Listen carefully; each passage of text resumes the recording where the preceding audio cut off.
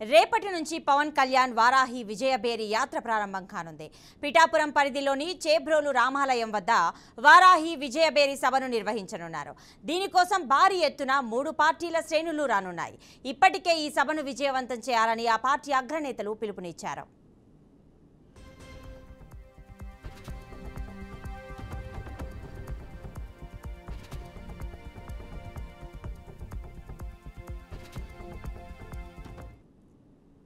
ఇక మొదటి విడతగా తాను పోటీ చేసే నియోజకవర్గంతో పాటు 10 నియోజకవర్గాలలో పవన్ పర్యటించనున్నారు.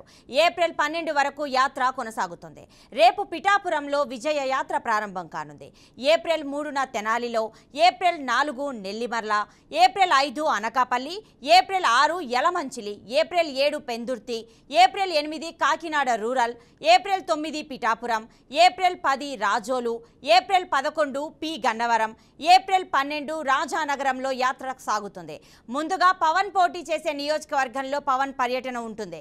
ఒక్కో నియోజకవర్గంలో 2 సమావేశాలు, 1 బహిరంగ సభ ఉంటుంది. ఇక పవన్ వారాహి పర్యటనలో నియోజకవర్గ మండలం బూత్ స్థాయి నాయకులతో ప్రత్యేక సమావేశం కానున్నారు. పొత్తు పార్టీల నేతలు, వీర మహిళలతో కూడా పవన్ సమావేశం కానున్నారు.